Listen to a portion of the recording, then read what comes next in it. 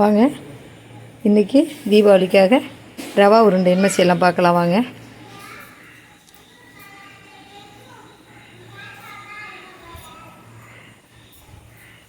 ஒரு கிலோ ரவா எடுத்து நல்லா வாசனை வர அளவுக்கு வறுத்து வச்சுக்கலாங்க.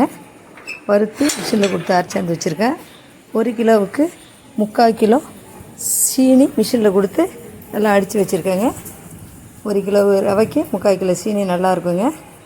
1 கிலோ ரவாய்க்கு ஒரு 150 முந்திரி பருப்பு எடுத்து குட்டி குட்டியாக கட் பண்ணி எடுத்து வச்சுருக்கேங்க.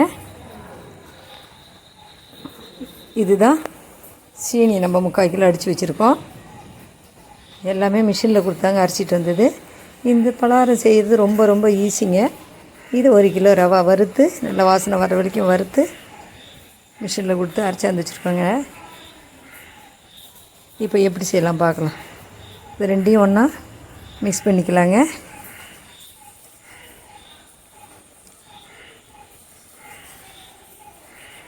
ரவா உருண்டை செய்கிறதுக்கு ஒரு சில டிப்ஸுங்க. ரவா உருண்டை செய்யும்போது கொஞ்சமாக டால்டா இருந்து சேர்த்துக்கிட்டால் நம்ம பிடிக்கும்போது உருண்டை உடையாமல் வரும். இப்போ 2 மாவையும் மிக்ஸ் பண்ணிக்கலாங்க. இப்படி மிக்ஸ் பண்ணோன்னா எல்லாமே ஒன்றோடு ஒன்று நல்லாவே கலக்காது. அதனால் நம்ம சல்லடையில் போட்டு நல்லா சலிச்சிக்கலாம். சல்லடையில் போட்டு சலிக்கும்போது ஜீனி ஒன்று கெட்டியாக இருந்ததுன்னா நம்ம சல்லடையில் நிற்குங்க. திரும்ப அதை நல்லா கையால் அமைக்கி விட்டுக்கலாம். இதோ சலிக்கிறோம் பாருங்கள். சீனியெல்லாம் உருண்டையாக இருக்குது பாருங்கள். அதெல்லாம் நம்ம அமுத்தி விட்டோம்னா நல்லா உடஞ்சிரும். இதுமாரி நல்லா அமுத்தி எல்லாத்தையுமே ரெடி பண்ணி எடுத்துக்கலாங்க. இப்போ பார்க்கும்போது நம்ம சீனியும் ரவாவும் நல்லாவே மிக்ஸ் ஆகுங்க. இப்போ கடாய் வச்சுருக்கேங்க. அதில் கொஞ்சம் எண்ணெய் விட்டு நம்ம முந்திரி பருப்பெல்லாம் வறுத்து எடுத்துக்கலாம். கட் பண்ணி வச்சுருக்கிறதெல்லாம் வறுத்து எடுத்துக்கலாங்க.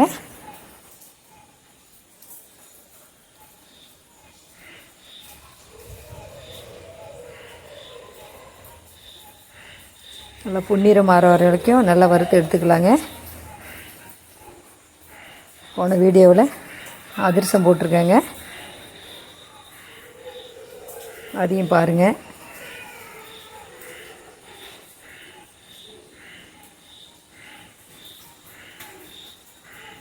நான் செய்கிற பலகாரத்தில் ஏதாவது குறை இருந்தாலும் சொல்லுங்கள்.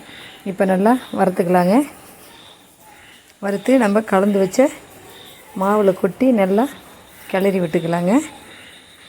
நான் ரவா அரைக்கும் போதே ஒரு 7-8 ஏலக்காய் போட்டு மிஷினில் அரைச்சிட்டு வந்து வச்சுட்டேங்க. அப்படி இல்லைன்னா நம்ம தட்டி போட்டுக்கலாம். இப்போ அந்த மாவில் முந்திரி கொட்டிக்கலாங்க.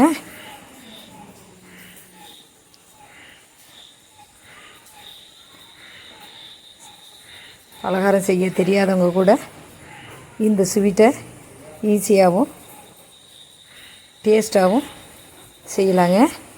இப்போ எல்லாத்தையுமே நல்லா கிளறி விட்டாச்சுங்க. இப்போ நான் 1 கிலோ ரவாவுக்கு 1/2 லிட்ரு நெய் விட்ருக்கேங்க. 2 டேபிள் ஸ்பூன் அளவுக்கு டால்டா போட்டிருக்கேன். நல்லா உருவிட்டுங்க. நல்லா உருகி சூடாக இருக்கும்போதே நல்லா சூடான பிறகு அடுப்பு சிம்மில் வச்சிடணுங்க. சிம்மில் வச்சுட்டு சூடாக இருக்கும்போது அது ஊற்றி கலர்னா தான் ஜீனியில் பட்டு சீனி சூடாகி ரவா கூட நல்லாவே மிக்ஸ் ஆகுங்க. இப்போ நல்லா சூடாகிட்டு அடுப்பில் சிம்மிலே இருக்கட்டும். இப்போ கொஞ்சம் கொஞ்சமாக மொண்டு ஊற்றி நம்ம கிளறி எல்லாத்தையுமே பிடிச்சிக்கலாங்க. பார்க்குறதுக்கு உங்களுக்கு நெய் கம்மியாக இருக்கிற மாரி தான் தெரியும். ஆனால் நீங்கள் பிசையும் போது நல்லா உருண்டை நல்லா வருங்க. நம்ம ஃபஸ்ட்டு கையை வைக்கக்கூடாது. நெய்யை ஊற்றும் போது சூடாக இருக்குது. அதனால் கொஞ்சமாக ஊற்றி கரண்டியால் கொஞ்சம் நேரம் மிக்ஸ் பண்ணிவிட்டு நல்லாவே பிசையும் போது தாங்க நெய்யே தெரியும். அதில் மாவில் நல்லா சீனியில் போட்டு நல்லா பிசையும் போது, சீனியிலையும் ரவாயிலையும் போட்டு பிசையும் போது நல்லா உங்களுக்கு உருண்டை நல்லா உருட்டை வருங்க. இப்போ பாருங்கள், பார்க்கும்போது மாவாக தான் தெரியும். பட் பார்த்திங்கன்னா உருட்டிங்கன்னா நல்லா தெரியும். நான் ஒரு கையாலேயே பிடிக்கிறேங்க. அதனால் கொஞ்சம் லேட் ஆகுது. 2 கை வச்சு அமுத்தி பிடிச்சோம்னா சீக்கிரம் பிடிக்கலாம். இதுமாரியே எல்லா உருண்டைகளும் நம்ம பிடிச்சி எடுத்துக்கலாங்க. 1 கிலோ ரவாவுக்கு 3/4 கிலோ சீனி போட்டு நம்ம செய்யும்போது ஒரு 60 இந்த சைஸ் உருண்டைக்கு ஒரு 60-65 உருண்டை வந்ததுங்க. சின்ன ஃபேமிலியாக இருந்தால் 1/4 கிலோ ரவை வானலில் வீட்டிலே நல்லா வறுத்துட்டு சீனியை மிக்சியில் போட்டு ஒரு 150 சீனி போட்டு மிக்சியில் போட்டு அடித்து அது கூட ஏலக்காயும் போட்டு அடித்து இந்தமாரி நெய் காய்ச்சி ஊற்றி பிடிச்சி வச்சுக்கலாங்க. இப்போ பாருங்கள், நான் எல்லாத்தையுமே பிடிச்சி வச்சுட்டேன். அனைவருக்கும் இனிய தீபாவளி நல்வாழ்த்துக்கள்ங்க. இப்போ பாருங்கள், நம்மளுக்கு ரவா இன்னும் ரொம்ப ரெடி ஆயிடுச்சிங்க. பார்க்கவே சூப்பராக சாப்பிட்ணும் போல் இருக்கா. அனைவரும் நல்லா சேஃபாக தீபாவளியை கொண்டாடுங்கங்க.